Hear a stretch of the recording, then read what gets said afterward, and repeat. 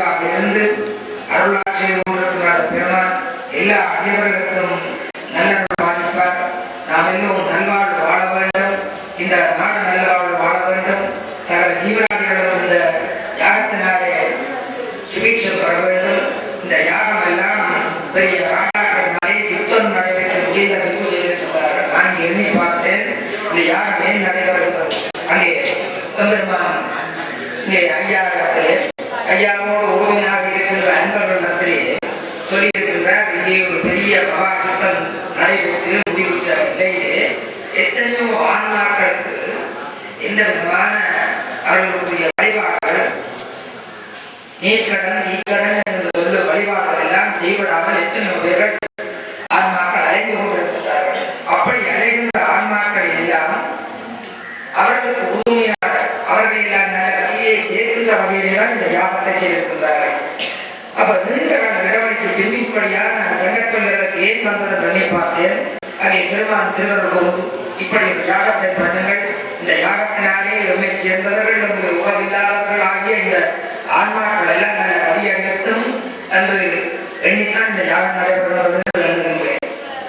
இது எமக்கு மட்டுமல்ல, எத்தனையோ ஆன்மாக்கள் முக்தி வருகின்ற தம்முடைய கதி வருகின்ற பிறவியினுடைய நோக்கம் வருகின்ற வழிபாடாக இந்த வழிபாடு யாகம் போல் எல்லாமே அப்படி உன்னதமான யாகம். இந்த யாகத்திலே 10 தினங்களும் வந்து கலந்து கொள்ளுங்கள். இந்த யாகத்திலே நடைபெறுகின்ற வழிபாடுகளை கண்ணு பாருங்கள். இந்த யாகத்திலே இருக்கின்ற அந்த ஓமப்புகையாக நம்முடைய நேரிலே படிய வேண்டும். இந்த ஓமப்புகை வழுவதனாலே இருக்கின்ற எத்தனையோ நோய்கள் எல்லாம் நிவாரணமாகும். அது மட்டுமில்லாமல் நீண்ட ஆய்வுகளை கொண்டு பேசுவார்கள். அப்படி எல்லோரும் அந்த நாட்களிலே வந்து இங்கே வழிபாடு செய்யுங்கள், தொண்டு செய்யுங்கள், அதற்கு நேராக பெரும் பொருளுதவி செய்யுங்கள் என்று கேட்டு இன்றைய மாலை வழிபாட்டிலே கலந்து கொண்டு பெருமானுடைய கருணை பெற வேண்டும் என்றும் நேரமுள்ள வேளையிலே நல்லவற்றை பகிர்ந்து கொள்வோம். பெருமானுடைய கருணையை பெறுவோம் என்று கூறி எல்லா அடியவர்களுக்கும் பெருமானுடைய திருவருளத்தை பிரார்த்தித்து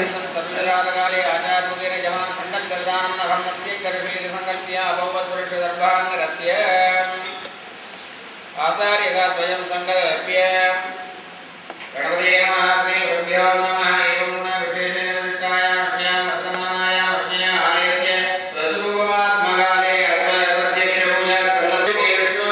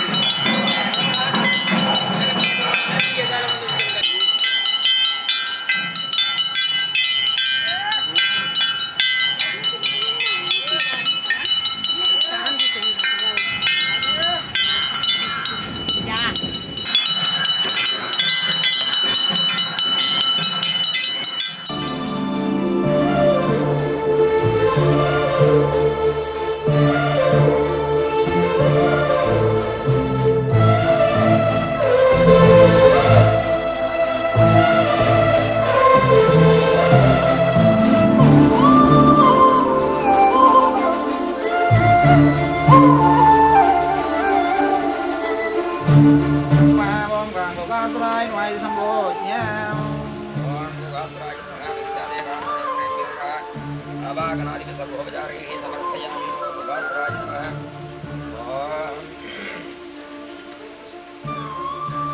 नमगोष्ठं प्रकल्प्य हृदयेन सम्प्रोक्ष्य मध्ये ॐ गां ब्रह्मासनाय नमः वोण्डमोडान्वितं रक्ताम्बरधरां देवीं दक्षगद्वोत्तरान्वितं विद्याद्वा ॐ ह्रीं भूमिदेव्यै नमः इति